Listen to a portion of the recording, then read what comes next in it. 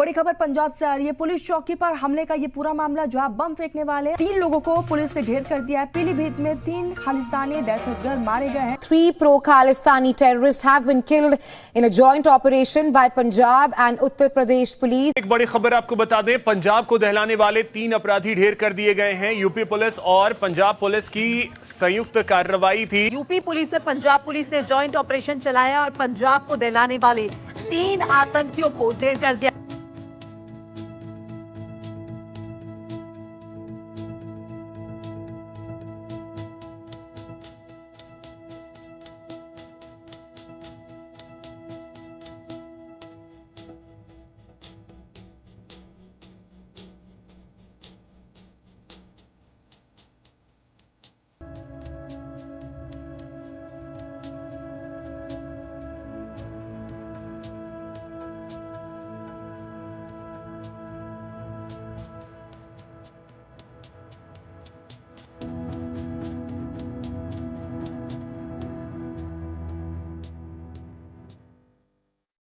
जनपद गुरदासपुर में कुछ दिन पहले बख्शीवाल पुलिस चौकी पर ग्रेनेड फेंका गया था कुछ संदिग्धों के द्वारा।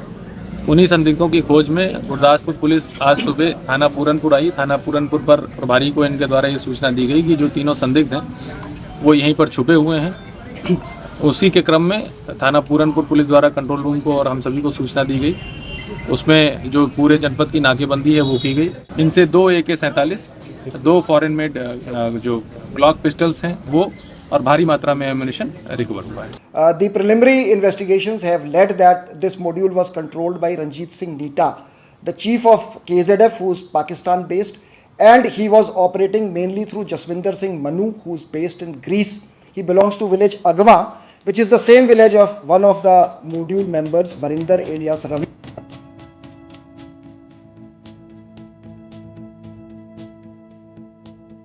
वहाँ पर खमरिया पॉइंट है थाना पूरनपुर पर, वहाँ पर जो पुलिस पिकेट तैनात थी उसने ये बताया कि एक बाइक पर 3 संदिग्ध बहुत तेज़ी से पीलीभीत शहर की तरफ गए हैं। इस सूचना पर तेज़ी से थाना पूरनपुर पुलिस द्वारा इनका पीछा किया गया। जो निर्माणाधीन पुल है पूरनपुर थाना क्षेत्र में, उससे ये दाहिनी तरफ थाना माधव टांडा की तरफ जो रोड जाती है उस पर मुड़ गए। उधर से आगे से जो आ रहे थे थाना माधव टांडा के लोग, थाना माधव टांडा प्रभारी, उनसे ये जब गिर गए और जब इन्हें ललकारा गया तो इन्होंने पुलिस पर बहुत ही हैवी फायरिंग कई सारे असलहों से की। थाना पूरनपुर की जो जीप है, जो हमारी थाना पूरनपुर का बोलेरो गाड़ी है, उस पर इनके द्वारा फायर किया गया। फायर तो इनके द्वारा हम पर बहुत सारा किया गया, लेकिन उसमें से 2 गोलियां थाना पूरनपुर की गाड़ी पर लगी हैं और 3 खालिस्तानी दहशतगर्द मारे गए हैं। 3 pro-Khalistani terrorists have been killed. 3 अपराधी ढेर कर दिए गए। 3 आतंकियों को ঢের कर दिया। পশ্চিমবঙ্গের রাজনৈতিক অবস্থানটাকে কাজে লাগিয়ে ভারতবর্ষের পূর্ব দিক থেকে ভারতবর্ষে ঢুকে ভারতবর্ষকে ছিন্ন ভিন্ন করার পরিকল্পনা নিয়ে বাংলাদেশকে তৈরি করা হয়েছিল এবং বাংলাদেশে সেই অশান্ত পরিবেশের মাধ্যমে পশ্চিমবঙ্গের থ্রু দিয়ে সারা ভারতবর্ষে জঙ্গি ঢুকিয়ে দেওয়া হবে এবং ভারতের সার্বভৌমত্বে আঘাত করা হবে। এই পরিকল্পনা অনুযায়ী এগোচ্ছিল, কিন্তু যত দিন গেছে দেখা যাচ্ছে ভারত সেটার জন্য মেন্টালি প্রিপেয়ার ছিল এবং সেই জায়গা থেকেই ভারত সেখানে যেভাবে ডিফেন্সিভ স্ট্র্যাটেজি সাজিয়েছে এবং তার পাশাপাশি কূটনৈতিক জায়গাটা নিয়ে যাচ্ছে, সেখানে ভারতকে অ্যাটাক করবে কি, বাংলাদেশের অবস্থাই কিন্তু খারাপ হচ্ছে। কিন্তু তার মাঝখানেও চোরা গোপ্তা বিভিন্ন রকম কার্যকলাপ চলছে এবং সেখানে পশ্চিমবঙ্গের ভূমিকা যে অত্যন্ত গুরুত্বপূর্ণ, একের পর এক জঙ্গি ধরা পড়ছে সেই জায়গা থেকে সেটা স্পষ্ট হয়ে যাচ্ছে। কিন্তু ওইখান দিয়ে ডাল গলাটা যে এবার একটু মুশকিল হয়ে যাচ্ছে, সেটা যখন এই ভারত বিরোধীরা বুঝতে পারছে, তখন তারা নতুন স্ট্র্যাটেজি নিয়েছে। তারা ভারতের পশ্চিম প্রান্ত দিয়ে ভারতবর্ষকে এবার করার চেষ্টা করে যাচ্ছে। আর সেই কাজেই তারা একটা বড় ভুল করে ফেলেছিল। তারা ঢুকে পড়েছিল ভুল করে বুলডোজার বাবা যোগী আদিত্যনাথের রাজ্যে। আর সেখানে ঢুকলে একটাই দাওয়াই হয় ভারত বিরোধীদের জন্য, সেটা হচ্ছে এনকাউন্টার দাওয়াই। আর আজকে ঠিক সেই এনকাউন্টার দাওয়াইটাই সকাল সকাল পেয়ে দেখে নিল ভারতবর্ষ। যোগী রাজ্যে ঢুকলে কি হয়, সেখানে 3 খালিস্তানি জঙ্গি তারা ঢুকে পড়েছিল, গুরবিন্দর সিং, বীরেন্দর সিং এবং জশনপ্রীত সিং, যাদের প্রত্যেকেরই বয়স হচ্ছে 18 থেকে 23-এর মধ্যে।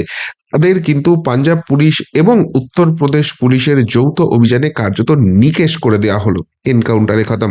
প্রাথমিকভাবে আহত হয় এবং সেই অবস্থায় তাদেরকে হাসপাতালে নিয়ে যাওয়া হয় এবং সেখানে তাদেরকে মৃত বলে ঘোষণা করা হয়। কি হয়েছিল ঘটনা দেখুন। এই 3 জন যে ছিল, গুরবিন্দর সিং, বীরেন্দ্র সিং এবং জশনপ্রীত সিং, এরা পাঞ্জাবের বাসিন্দা, নাম শুনেই বুঝতে পারছেন। এবং এরা পাঞ্জাবের একাধিক থানা এবং পুলিশ ফাঁড়িতে গ্রেনেড নিয়ে হামলা করছিল এবং সেই জায়গা থেকে এদেরকে কিন্তু পাঞ্জাব পুলিশ খুঁজছিল। এবার পাঞ্জাব পুলিশ যখন মোটামুটি এদেরকে ঘিরে ফেলেছে, তখন এরা ঠিক করে যে ওইখানে আর সেফ হাউস নয়, ফলে পাঞ্জাবের বর্ডার দিয়ে তারা উত্তরপ্রদেশে পিলভিটের ওখানে চলে আসে। আর পাঞ্জাব পুলিশ কিন্তু এখানে সাহায্য চায় উত্তরপ্রদেশ পুলিশের, কারণ পুলিশের কিছু ডেকারাম থাকে, একটা রাজ্য থেকে অন্য রাজ্যে এইভাবে তো চট করে যাওয়া যায় না। আর উত্তরপ্রদেশ পুলিশ হচ্ছে বুলডোজার বাবার। উত্তরপ্রদেশ পুলিশ সাথে সাথে সেখানে অ্যাকশনে নামে এবং যে থানার আন্ডারে ওটা পড়ছে, এই থানার অফিসার দেখতে পাচ্ছেন, তিনি তো অ্যাকশনে নেমে পড়েছিলেনই, আশপাশ ওখান থেকে অন্য যেসব থানায় চলে যেতে পারে তাদেরকেও কিন্তু হাই অ্যালার্টে রাখা হয় যে এই পিলভিট এলাকা থেকে এদেরকে বেরোতে দেবো না, যদি বেরিয়ে যায় তাহলে কিন্তু তোমরা ওই দিক থেকে কাউন্টার করো, সো এদেরকে মাঝখানে ফেলে আমরা ধরবই। আর এই যে খালিস্তানি জঙ্গিটা রয়েছে, এরা বুঝতে পারে এরপর আর পালাবার কোনো জায়গা নেই, ফলে তারা প্রচুর পরিমাণে গুলি চালাতে শুরু করে, গ্রেনেড চালাতে শুরু করে। কিন্তু পুলিশ খুব ঠান্ডা মাথায় সেখানে পুরো ব্যাপারটাকে হ্যান্ডেল করে এবং উত্তরপ্রদেশ পুলিশ মানে ওয়েল ইকুইপড, তারা কিন্তু এই রাজ্যের মতো এই ঠ্যাং ঠ্যাঙে জিনিস নিয়ে করে না, যারা AK-47 মোকাবিলা করার মতো অস্ত্র শস্ত্র সমস্ত কিছু সমরসজ্জা তাদের রয়েছে। এবং তারপর তাদেরকে ঘিরে ফেলে এবং স্বাভাবিকভাবেই পুলিশকেও পাল্টা গুলি চালাতে হয় এবং 3জন কিন্তু নিকেশ হয়। এরপর হসপিটালে নিয়ে যাওয়া হয় এবং সেখানে তাদেরকে মৃত ঘোষণা করা হয়। কিন্তু যেটা সব থেকে গুরুত্বপূর্ণ জানা যাচ্ছে সেটা হচ্ছে যে এই যে নিহত 3জনকে পাওয়া গেছে, 3জন খালিস্তানি জঙ্গিকে পাওয়া গেছে, এদের একজনের বস বা একজনের মাথা হচ্ছে পাকিস্তানে বসে থাকে, আর একজনের মাথা বসে থাকে গ্রিসে, এবং গ্রেট ব্রিটেন থেকেও কিন্তু এদের জন্য ইনস্ট্রাকশন আসছে। এই ভয়ঙ্কর তথ্য কিন্তু এদের কাছ থেকে যেসব জিনিস সিজ হয়েছে বা এখন অব্দি যে রিপোর্ট পাওয়া গেছে তার বেসিসে পুলিশ বা গোয়েন্দারা সেটা দাবি করছেন। কি বলা হচ্ছে, বলছে এই যে বিভিন্ন গ্রেনেড হামলা হতো পাঞ্জাবের বিভিন্ন থানা এবং পুলিশ ফাঁড়িতে, সেইটা পাকিস্তানে বসে পুরো ব্যাপারটাকে নিয়ন্ত্রণ করতো, কন্ট্রোল করতো, প্ল্যানিং করতো। তার নাম হচ্ছে রঞ্জিত সিং নিটা। এই রঞ্জিত সিং নিটা আবার সরাসরি এদেরকে ট্র্যাক করতো না বা এদের কাছে নির্দেশ পাঠাতো না, কেননা তাহলে সেটা ধরা পড়ে যাওয়ার জায়গা আছে। এই রঞ্জিত সিং নিটার কাছ থেকে যে ইনস্ট্রাকশন সেটা চলে যেত গ্রিসে। গ্রিসে কে বসে আছে? জসবিন্দর সিং মনু, সে বসে আছে গ্রিসে। এবং এই জসবিন্দর সিং মনুরই আবার গ্রামের লোক হচ্ছে, এই যে 3জন মারা গেছে তার মধ্যে একজন যে রয়েছে বীরেন্দ্র সিং, সে হচ্ছে গ্রামের লোক। কিন্তু জসবিন্দর সিং মনু ওই থ্রু দিয়ে পরিচয়, সেখান থেকে এরা খালিস্তানি জঙ্গিতে এসছে এবং ওই একটা যে নিষিদ্ধ জঙ্গি সংগঠন আছে না, খালিস্তান কমান্ডো ফোর্স না কিরকম নাম শুনছিলাম, তাদের এরা পার্ট হয়েছে, তো ওই থ্রু দিয়ে পরিচয় হয়েছে। কিন্তু এবার এই জসবিন্দর সিং মনু আর বীরেন্দ্র যেহেতু একই গ্রামের লোক, গোয়েন্দা এটাও ধরে ফেলতে পারে, ফলে জসবিন্দর সিং মনু কি করতো, ওই রঞ্জিত সিং নিটার কাছ থেকে যে ইনস্ট্রাকশন আসতো সেটা ব্রিটেনে বসে থাকতো একজন, তার কাছে পাঠিয়ে দিত এবং তার নাম হচ্ছে জগজিৎ সিং। সেই জগজিৎ সিং এর কাছ থেকে আবার এই বীরেন্দ্রর কাছে রিপোর্ট আসতো এবং বীরেন্দ্র এই ব্যাপারটাকে লিড করতো। আর এই গুরবিন্দর সিং এবং জশনপ্রীত সিংকে নিয়ে এদেরকে পুরো অপারেশনটা। এবার যেটা সব থেকে এখানে ইম্পর্টেন্ট ব্যাপার হচ্ছে, এক হচ্ছে এদের এজ গ্রুপ 18 থেকে 23 বছর। যে স্টাইলে বাংলাতে হচ্ছে, যে সংখ্যালঘু সমাজ যারা রয়েছে সেই সংখ্যালঘু সমাজের যুব সমাজ, তাদের মাথাটাকে পাও, তাদের ব্রেনটা ওয়াশ করো, একই কায়দায় খালিস্তানিরাও কিন্তু ওখানে শুরু করেছে। এবং সেই জায়গা থেকে পুরো অপারেশনটাই কিন্তু ভারতের বাইরে থেকে হচ্ছে। তো তুই বলছিলাম না যে এই দেশে একটা শক্তপোক্ত সরকারের অত্যন্ত দরকার ছিল। মেন জায়গাটা দাঁড়িয়ে আছে অস্ত্র ব্যবসার উপরে। ভারতবর্ষ স্বাধীনতার পর থেকে এতদিন অব্দি যেভাবে চলেছে সেটা মারাত্মক। ভারতের যে অর্থনীতি, তার একটা বড় অংশ, বাজেটের একটা বড় অংশ প্রত্যেক বছর বিদেশে চলে যেত কি না, অস্ত্র কেনার জন্য।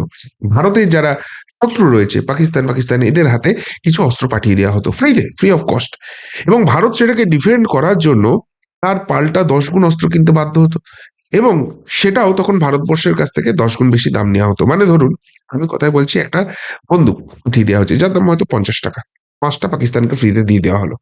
এবার ভারত সেটাকে কাউন্টার করার জন্য, ওই 5টা বন্দুককে কাউন্টার করার জন্য ভারত অন্তত 50টা বন্দুক কিনবে। এবার এমনিতে হয়তো মার্কেটে কিনতে গেলে সেই বন্দুকটার দাম হচ্ছে 100 টাকা, তাহলে ওই 5টা আমি ফ্রিতে দিয়ে আমি 50টা বিক্রি করে দিতে পারছি 100 টাকা, কিন্তু ভারতের কাছ থেকে দাম নিচ্ছিল 500 টাকা, সেটার 5 গুণ দাম নিচ্ছিল। ভারতের হয়ে যারা ডিলটা করতে যাচ্ছিল তারা বলছিল ভাই 500 টাকা নিতাম না, এক কাজ করো 700 টাকা দাও। 500 টাকা তো তুমি এমনি প্রফিট করে নিচ্ছ, 100 টাকা তোমার কাটমানি রাখো, 100 টাকা আমার কাটমানি রাখো। তাহলে এই সময় যারা এই অস্ত্র ডিলগুলো করেছে তাদের সবার পকেট ভরে গেছে, আর ভারতের অর্থনীতিরা ফাঁকা হয়েছে। নরেন্দ্র মোদী আসার পর কি করলেন যে না ভাই এইসব চলবে না, ভারতীয় বাজেটের একটা বড় জায়গা চলে যাচ্ছে, আর এই জিনিস যদি কন্টিনিউ হয় ভারতবর্ষ কোনোদিন এগিয়ে যেতে পারবে না, ভারতের অর্থনীতি কোনোদিন স্ট্রং হতে পারবে না। সোজা কথা, যার কাছে টাকা নেই তার কথা কেউ শোনে না, ভারতের কথা যে সবাই শোনে তার কারণ ভারতের অর্থনীতি এখন স্ট্রং হচ্ছে, ভারতের মার্কেট এখন অনেক স্ট্রং হচ্ছে। আর সেই স্ট্র্যাটেজি থেকে মেক ইন ইন্ডিয়া, যে আমি তোমার কাছ থেকে অস্ত্র এখন কিনবো কেননা আমার ইনফ্রাস্ট্রাকচার নেই, আমার ইনফ্রাস্ট্রাকচারটা বানাতে 5 বছর 10 বছর সময় লাগবে, কিন্তু যখন আমি ইনফ্রাস্ট্রাকচার বানাচ্ছি তোমার অস্ত্রর পাশাপাশি তার টেকনোলজি আমাকে দিতে হবে। আর এই জিনিসটা করার পর আজকে ভারতবর্ষ নিজের অস্ত্র তো নিজে তৈরিই করে ম্যাক্সিমাম ক্ষেত্রে, এবং সেই অস্ত্রগুলো এতটাই গুরুত্বপূর্ণ জায়গা নিচ্ছে বিশ্ববাজারে, অন্য দেশের তুলনায় অনেক কম পয়সায় ভারত সেই অস্ত্র দিচ্ছে, এবং বিভিন্ন দেশ ভারতবর্ষ থেকে সেই অস্ত্র কিনছে। ইসরায়েলের কথা আপনাদের বলেছিলাম কিছুদিন আগেই, ওই আজারবাইজানের যে হয়েছিল সেইখানে যে আর্মেনিয়াকে ভারত সাপ্লাই করছে সেই কথা বলেছিলাম। বিভিন্ন দেশ কিন্তু ভারতবর্ষ থেকে কিনতে শুরু করছে, ফলে এই যারা অস্ত্র ব্যবসায়ী আছে তাদের কার্যত মাথায় হাত পড়ে গেছে। এক তো ভারতবর্ষে বিক্রি করে সেখান থেকে বড় মুনাফা কামানো যাচ্ছে না, সেখান থেকে কাটমানি নেওয়া যাচ্ছে না, আর অন্যদিকে যেটা সব থেকে গুরুত্বপূর্ণ, তাদের অন্যান্য যে মার্কেট ছিল ভারতের বাইরে, হতে পারে সেগুলো ছোট ছোট মার্কেট, কিন্তু সেগুলো এখন ভারতবর্ষ খেয়ে নিচ্ছে, ফলে দুদিক থেকে তারা লসে যাচ্ছে। আর সব থেকে গুরুত্বপূর্ণ রোল এখানে প্লে করছে ভারতবর্ষের মধ্যে বসে থাকা ভারতের শত্রুগুলো, যারা এতদিন এই অস্ত্র ডিলগুলো করে এসছে, তাদের পকেটেও কাটমানি ঢুকছে না যেহেতু তারা ক্ষমতার বৃত্তে নেই। ফলে সেই অস্ত্র বাহিনীর সাহায্য নিয়ে, সেই অস্ত্র ব্যবসায়ীদের সাহায্য নিয়ে এই রকম একটা ঘোট পাকানোর চেষ্টা হচ্ছে ভারতবর্ষের মধ্যে, যারা ভারতবর্ষের মধ্যে থেকে মোদী সরকারকে সবসময় উইক করার চেষ্টা করছে, বিভিন্ন ইস্যুতে এটা দেওয়ার চেষ্টা করছে, এবং ভারতের বাইরে থেকে ভারতের পূর্ব প্রান্ত, পশ্চিম প্রান্ত, সব জায়গাতে এই অ্যাটাকটা করানোর চেষ্টা করা হচ্ছে, ভারতকে দুর্বল করার চেষ্টা করে যাচ্ছে।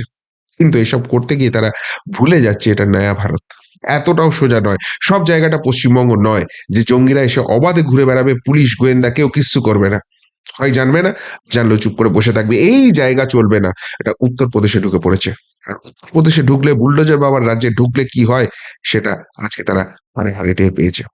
তবে এটা পরিষ্কার হয়ে যাচ্ছে যে 20শে জানুয়ারি খুব ইম্পর্টেন্ট, এই যে অস্ত্র ব্যবসায়ী তাদের যে জায়গা সেটা ওই 20শে জানুয়ারি অব্দি থাকছে, তারপর ডোনাল্ড ট্রাম্প একবার হোয়াইট হাউসে ঢুকে গেলে এই জায়গাটা এতটাও ইজি হবে না, ফলে 20শে জানুয়ারি অব্দি ভারতবর্ষের জন্য অনেক রকম চাপ আসবে। বাংলাদেশের দিক থেকে আসছে, এদিকে খালিস্তান হয়ে গেল, অনেকেই বলছেন না এই সময় কেন পশ্চিমবঙ্গের রাজনীতি নিয়ে বড় সিদ্ধান্ত নেওয়া হচ্ছে না, এই তো বলেছিল মহারাষ্ট্রের নির্বাচন হলে হবে, সব সেটিং, সব ঠিক আছে, আমি অস্বীকার করছি না, সেই জায়গাটাও দেখা উচিত, কিন্তু তার থেকেও বড় কথা ভারতের মধ্যে এবং ভারতের বাইরে এত শত্রু আছে, তারা সমস্ত শক্তিটা দিয়ে শেষ চেষ্টা হিসেবে ভারতবর্ষকে কিন্তু একটা ছিন্ন ভিন্ন করার চেষ্টা করছে, আর সেইটাকে ডিফেন্ড করাটা এখন সব থেকে গুরুত্বপূর্ণ। এই ফেজটা যদি এড়িয়ে যাওয়া হয়, এই বহিঃশত্রুদের সমস্ত দাঁত নখকে ব্যর্থ করে দিয়ে যদি এই যুদ্ধটা ভারত জিততে পারে, বিশ্ব রাজনীতিতে ভারত কিন্তু অনেকটা স্ট্রং পজিশনে চলে যাবে। ওই রাজনীতি করতে গিয়ে এই মুহূর্তে এখানে হয়তো কিছুটা ঢিলেমি হচ্ছে, কিন্তু বিশ্বাস করুন ওই জায়গাটা একবার সেটেল হয়ে গেলে এদিকেও নজর পড়বে, কেননা ইন্টেলিজেন্স রিপোর্ট বলছে এবং সাম্প্রতিককালের বিভিন্ন ঘটনা বলে দিচ্ছে কেন্দ্র এবং রাজ্যে এক সরকার না থাকলে কি অসুবিধাটা হয়। এটাই যদি আজকে উত্তরপ্রদেশে অখিলেশ যাদবের সরকার থাকতো, এত সহজে এই এনকাউন্টারটা হতো? অসম্ভব ছিল।